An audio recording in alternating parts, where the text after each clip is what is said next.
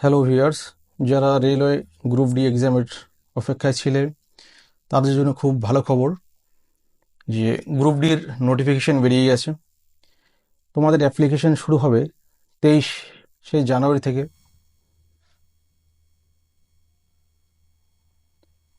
23শে জানুয়ারি থেকে অ্যাপ্লিকেশন শুরু হবে এবং অ্যাপ্লিকেশনের সাবমিটের লাস্ট ডেট হচ্ছে 22শে ফেব্রুয়ারি।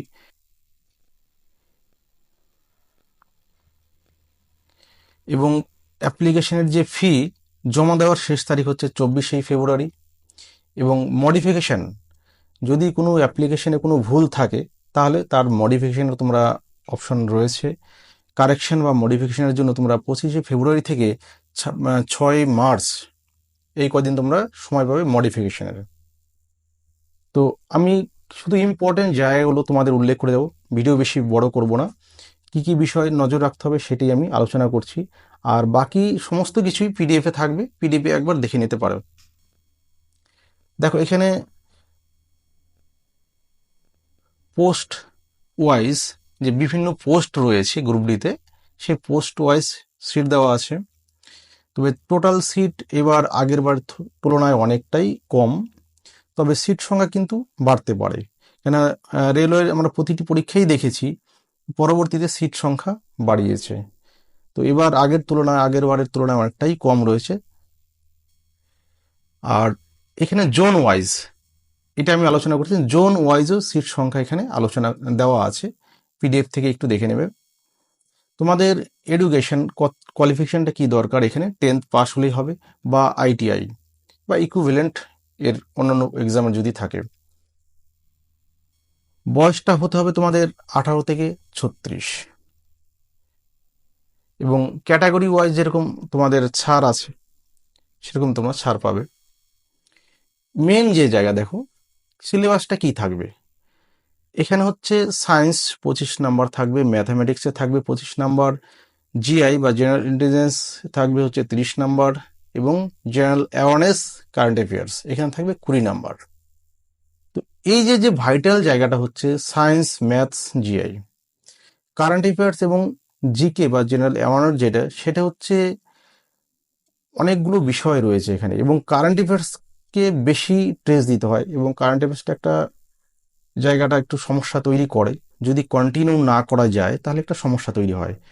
অতএব যারা অনেকদিন থেকে পড়ছো বা টার্গেট রয়েছে তারা অবশ্যই কারেন্ট অ্যাফেয়ার্সটা ঠিকঠাক দেখছো, এবং যদি না দেখো তাহলে দেখতে হবে ভালো করে। এবার আমাদের সায়েন্স, এই যে নাম্বার ডিভিশনটা হয়েছে, নাম্বার ডিভিশনটা দেখে তোমাদের সঠিকভাবে টাইম ধরে নিয়মভাবে পড়াশোনা করতে হবে।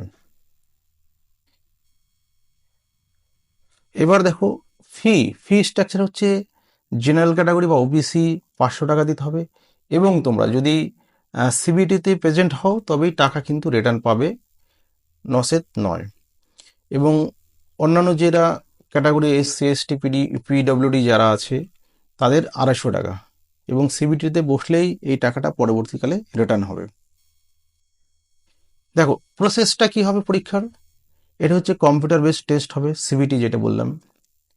তারপর ফিজিক্যাল এফিসিয়েন্সি, সেখানে কি আছে, রান আছে, লং জাম্প, হাই জাম্প আছে। তারপর হচ্ছে একটা মেডিকেল এক্সামিনেশন হয়, ডকুমেন্টস ভেরিফিকেশন। এখানে আইসাইট এটা একটু দেখে নিও, বলার কিছু নেই। যেটা তোমাদের সিলেবাস সংক্রান্ত বিষয়, যে আমরা যে 4টি বিষয় বলেছি তার সিলেবাসটা কি রয়েছে। ম্যাথামেটিক্স, জেনারেল ইন্টেলিজেন্স এবং জেনারেল সায়েন্স, কারেন্ট অ্যাফেয়ার্স। দেখো এখান থেকে ম্যাথের চিরাচরিত সমস্ত পরীক্ষায় যেরকম রয়েছে চ্যাপ্টার সেইভাবে আছে, কিন্তু কিছুটা জায়গায় আমাদের একটু টাফ হয়, যেমন মেনসুরেশন। তারপর রয়েছে জিওমেট্রি, অ্যালজেব্রা, ট্রিগোনোমেট্রি এবং এলিমেন্টারি স্ট্যাটিক। এই 5টা জায়গায় একটু সমস্যা অনেকে তৈরি করে।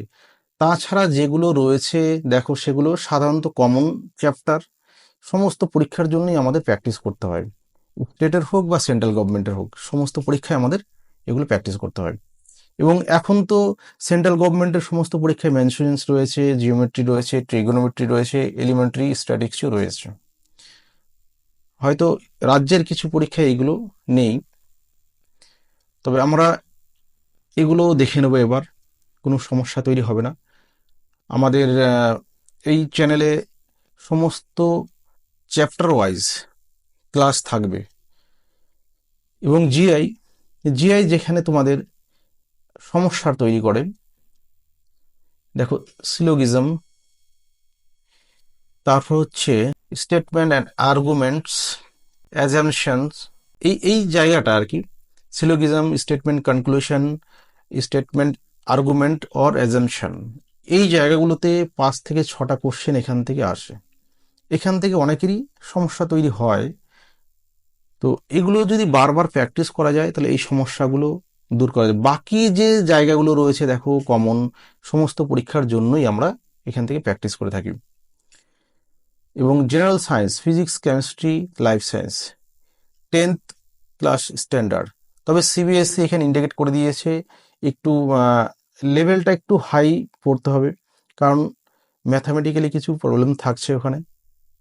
সাউন্ড বা তোমাকে নিউটনস ল চ্যাপ্টারগুলো, এই ধরনের চ্যাপ্টারগুলো যেগুলো রয়েছে, হিট, সাউন্ড, এখান থেকে বা কারেন্ট, ম্যাথামেটিক্যালি কিছু প্রবলেম থাকে। তো সেগুলো আমরা ক্লাস প্রোভাইড করব এবং সলভ করে দেবো এই ম্যাথামেটিক্যাল প্রবলেমগুলো।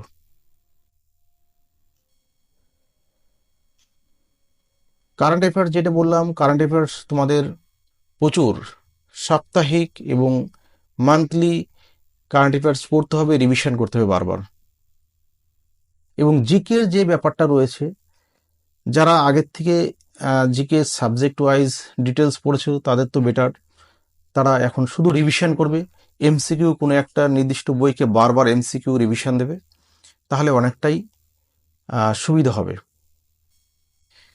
এবার দেখো প্রিভিয়াস পরীক্ষায় যে ওয়েটেজ এসছে টপিক ওয়াইজ, সেটা একটু আমি আলোচনা করছি না, একটু শুধু দেখে নেবে যে এখান থেকে এই চ্যাপ্টারগুলো থেকে কোশ্চেন কটা করে কোশ্চেন এসছে। Total question 25টি।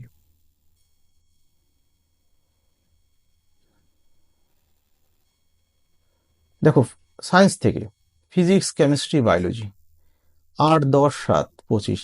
এবার দেখো এরকম ধারাবাহিক আসবে তা নয়, দেখা হলো বায়োলজি থেকে আরও বেশি আসতে পারে, তাহলে অন্য জায়গায় কমে যাবে। টোটালে 25টি কোশ্চেন, 26টি তো 24টিও হতে পারে, তবে কোশ্চেন সংখ্যা মোটামুটি এরকম গড়ে থাকবে। দেখো এখানে আমাদের জিএস পেপার যেটা, মানে জিকে প্লাস কারেন্ট অ্যাফেয়ার্স, সেখান থেকে হিস্ট্রি থেকে 3টি, পলিটি একটি, জিওগ্রাফি, তাহলে টোটাল পলিটিক্যাল সায়েন্স যদি তুমি এখন থেকে ডিটেলসে পড়তে যাও, একটা কোশ্চেন এসছে দেখো প্রিভিয়াসে, হয়তো বেশিও আসতে পারে, দুটোও আসতে পারে, কিন্তু যারা পড়েছো বা পড়া হয়ে গেছে তাদের শুধু রিভিশন বা এমসিকিউ প্র্যাকটিস করাটাই হচ্ছে বেটার। এখন ডিটেলসে গেলে মানে ধরো একটা বা দুটো কোশ্চেন আসলো, তার জন্য অনেক এত সময় ইনভেস্ট করা এখন সম্ভব। যারা আগে পড়েছো তাদের কোনো সমস্যা নেই, কিন্তু এখন থেকে বেসিক পড়া সম্ভব নয়। তবে যে এর আমরা আলোচনা করলাম আজকে, তার টোটাল পিডিএফ পেয়ে যাবে। কোনো যদি সমস্যা হয় তাহলে অবশ্যই আমাদের গ্রুপে এসএমএস করবে। আর এই সংক্রান্ত রেলওয়ে গ্রুপ ডি সংক্রান্ত ম্যাথস, সায়েন্স এবং জিআই সমস্ত ক্লাস এই চ্যানেলে আমরা পরপর দিতে থাকব।